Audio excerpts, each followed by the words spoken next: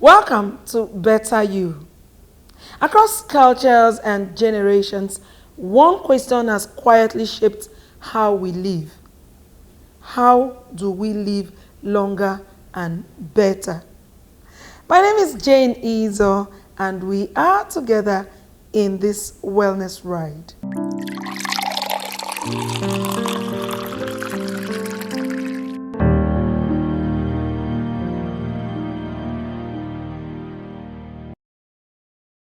Today, we explore the science and subtle art of longevity, not just adding years to life, but life to years.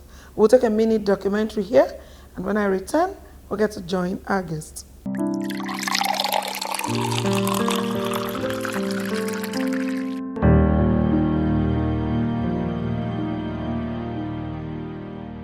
Good sleep is one of the most underrated pillars of a healthy lifestyle.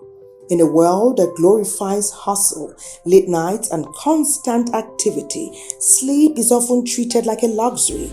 The truth is, though, sleep is not a luxury. It is a necessity. Sleep is the body's natural reset button.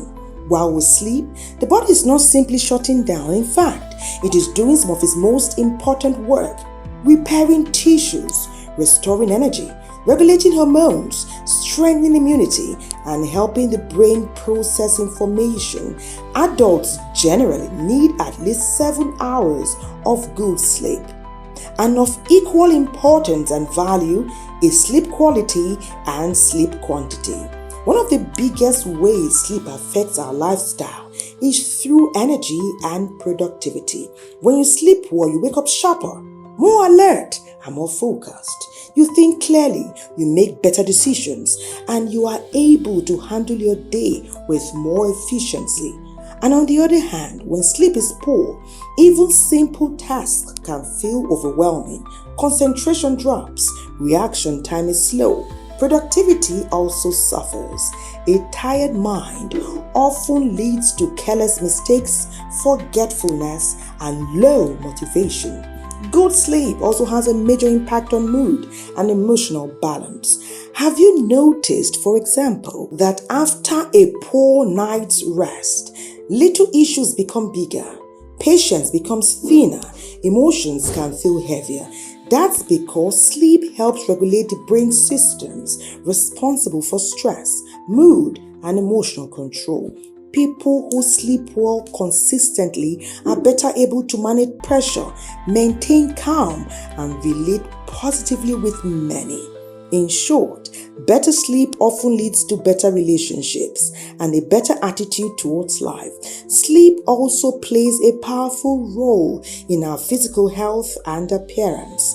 Good sleep impacts heart health, improves metabolism, promotes blood sugar control, and impacts and improves immune system function. Over time, when we sleep less than 7 hours daily, we could be risking developing high blood pressure, heart disease, type 2 diabetes, obesity, and stroke. And beyond internal health, it shows outwardly too. Poor sleep pattern brings about dull skin, tired eyes, low stamina, and reduced physical performance. Another important area is our lifestyle choices. When people are sleep deprived, they are more likely to skip exercise. We crave unhealthy foods. We can overconsume caffeine, and we struggle with routine. Poor sleep can throw off discipline and make healthy living feel harder than it should be. On the other hand, when we sleep well, it becomes easy to eat better, move more, think positively, stay consistent with our goals. And of course, it impacts our relationships in our community, in our family, in the workplace, and everywhere else. In many ways, sleep influences the quality of all our lifestyle decisions. So, the important question now is, how can we improve our sleep and by association, our life and our health? Here are some simple habits that can make a big difference. Go to bed and wake up at the same time every day. Reduce screen time before bed. Avoid taking caffeine late in the day. Keep the bedroom cool and quiet, and create a calming bedtime routine. Our sleep improves when we treat it as part of our life. Our wellness and our well-being routine are not as something optional.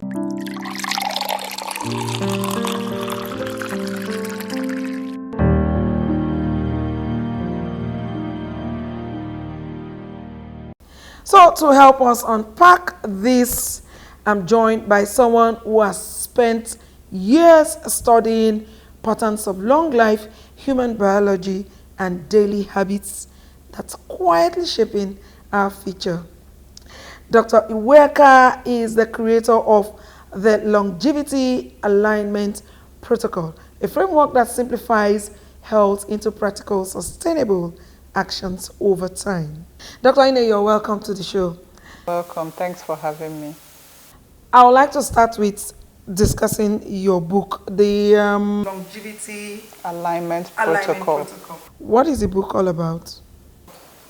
Yes, the Longevity Alignment Protocol talks about the holistic approach to living longer, and not just longer, but more productive. Some people live up to 100, even 110 nowadays, but from 70, they've lost productivity. And so that's not the idea of longevity. The idea is that you live longer and you're productive up to the last year almost. And then we're looking at, with research all over the world right now, we're looking at human beings being able to live comfortably to 120 or even 150 in the next few years.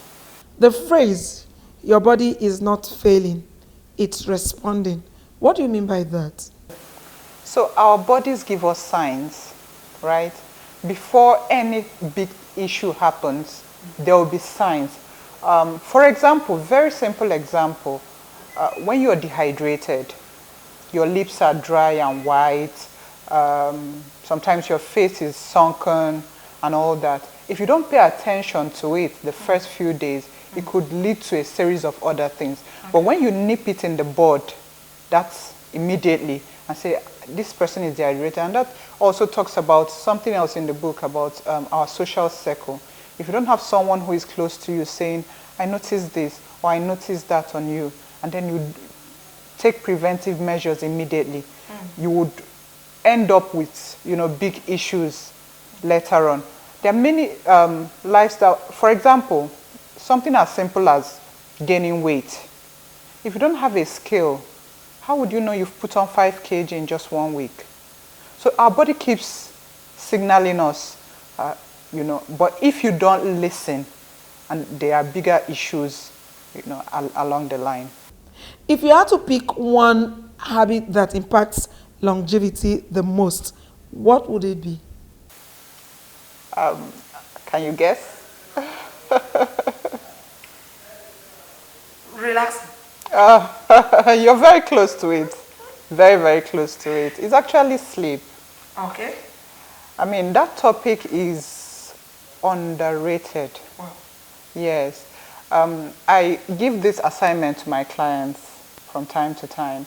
And I say, when you don't sleep, there are certain characteristics of a good sleep. So it has to be at least 7 hours. And out of the 7 hours, it has to be at least 4 straight hours of, sleep.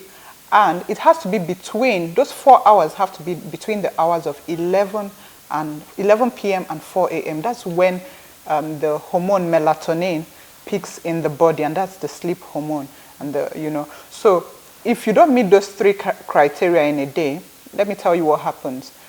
The main thing the body does when you're sleeping, apart from resetting the brain and all that, is detox, cleansing the body. So imagine, I tell my clients, when you don't meet those 3 criteria, don't flush your toilet. Now, by day 2, the way your toilet feels is the way your body is on the inside. So imagine that happens for 2 days. You will be running around to do something. But then we live in a society whereby people are proud to say, I worked so much, I barely slept 2 hours last night. And then they think we should clap for them for that, if you get what I mean.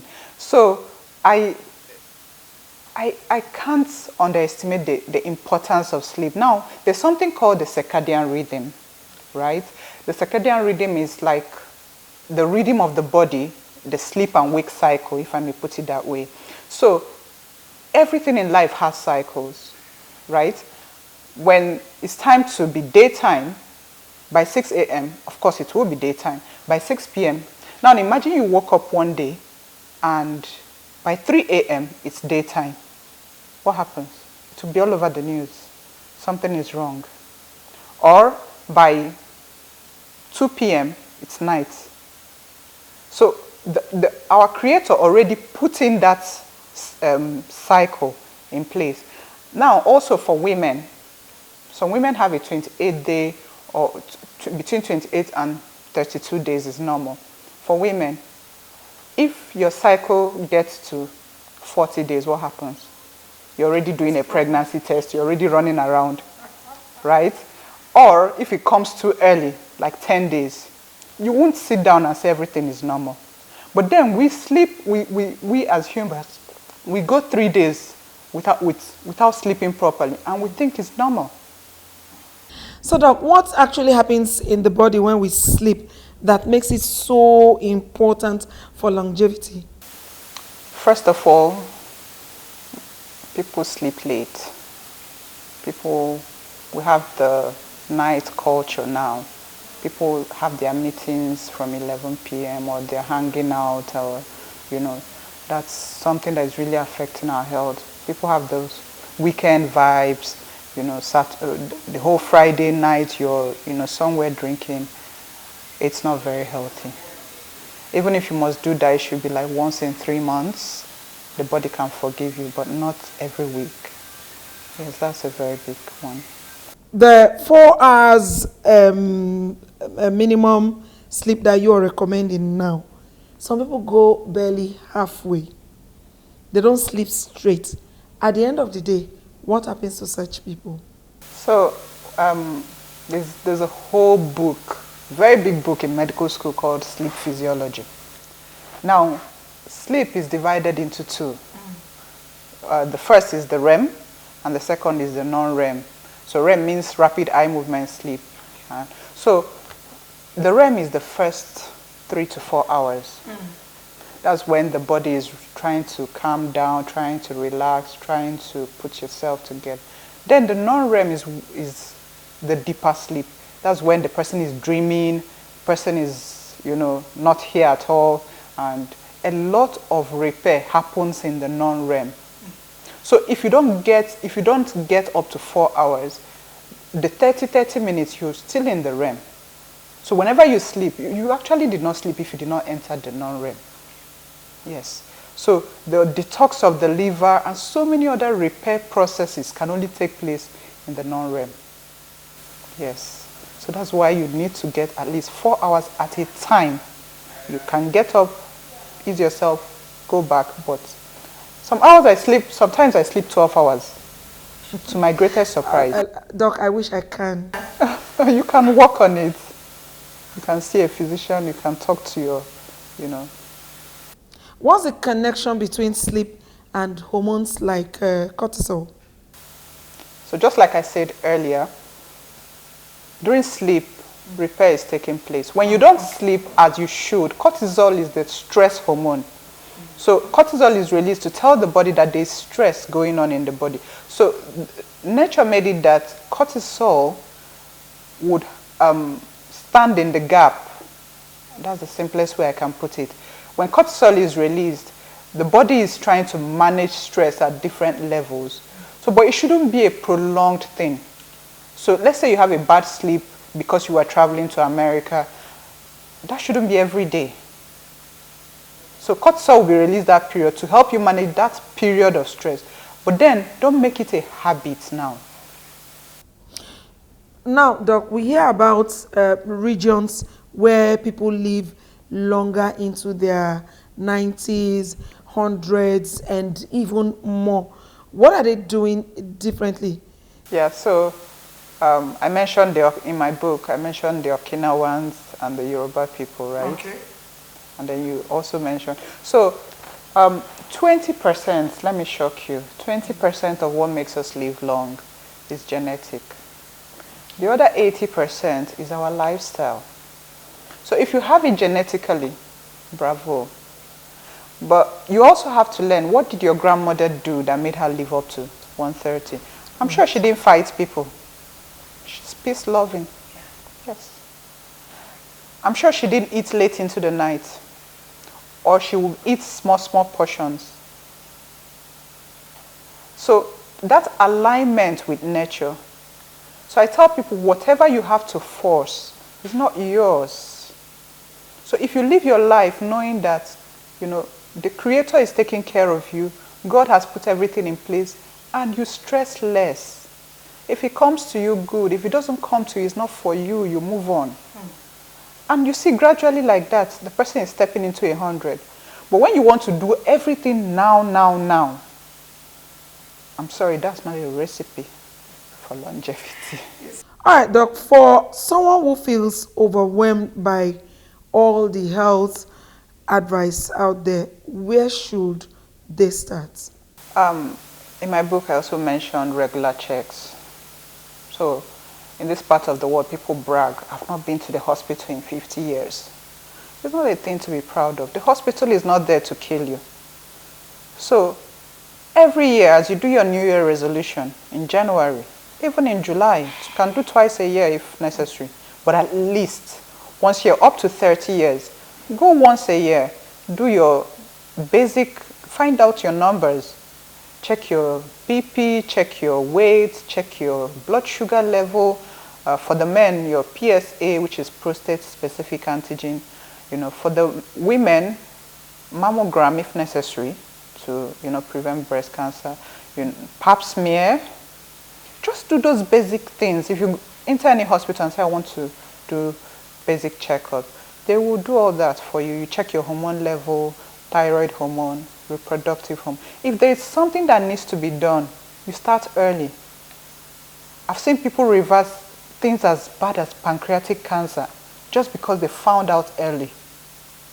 Yes, so that's my advice to anyone who is feeling off.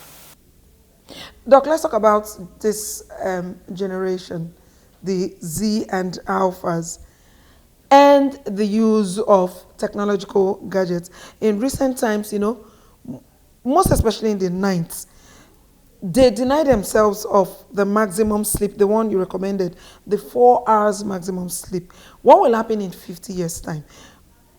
Are we still going to talk about human longevity? Would there be age reduction? Well, that's where parenting comes in. So if the parents are aware, a child who is less than 16 has nothing on the phone. A child who is less than 16 should not have a phone of his or her own, because the brain is still developing. There are parts of the brain that are not even fully developed until you're 25. But we're living in the world of phone now. Yes, but we don't allow the phone control us. We should control the phone. So if your children have to do anything on the phone, this, can be used by your children for 1 hour a day, 2 hours a day. You take it back to your room as the parent. Now, when the child is 16, the child can own a phone with rules still. You can still decide, 8 o'clock, bring the phone into my room as the parent, because they don't know better. And the repercussions will be faced by both you and the child when things go south. So when I see children in church or wherever at 12, at 9, they're on the phone. You're taking away a part of their childhood. They need to explore, they need to look around, see the number of leaves on the trees.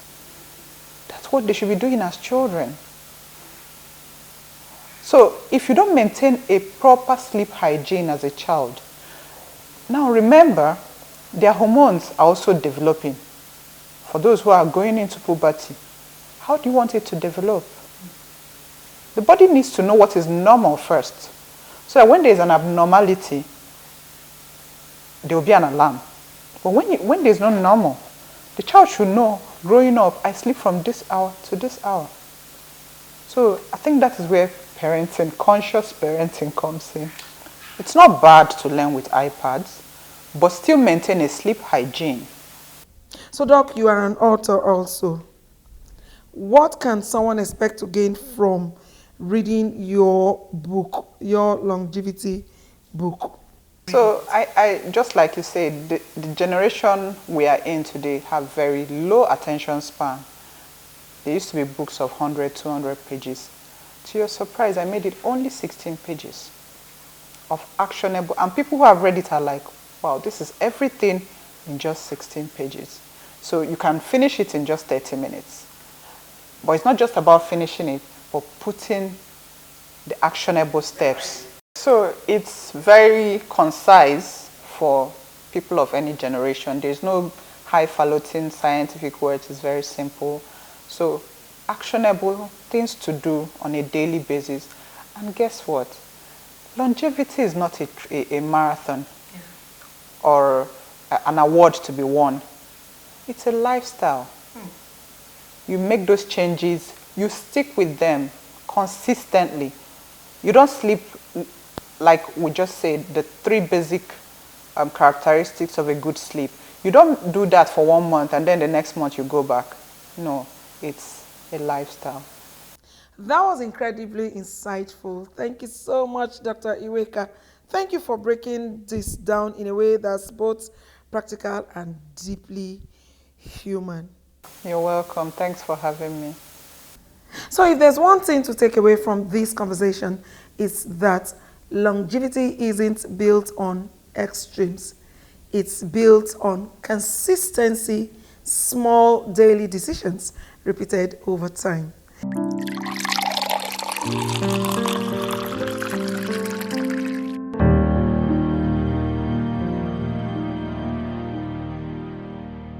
They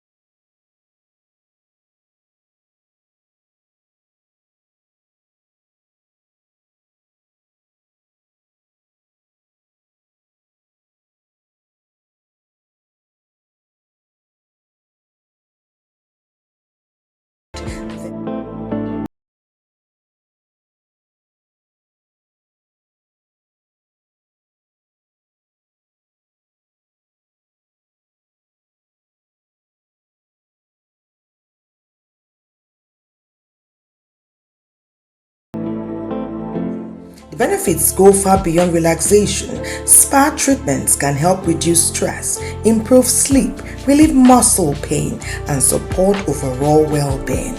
In a world where burnout is common, moments like these remind us that wellness is not a luxury, it is a necessity. Because when the body is cared for, the mind becomes clearer and life lighter.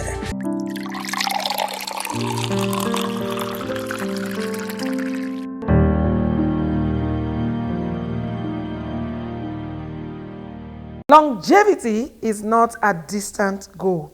It's a daily practice. I remain your host, Jane Izon. Take care of your body and it will take care of you. Until next time, from all of the crew, it's bye for now.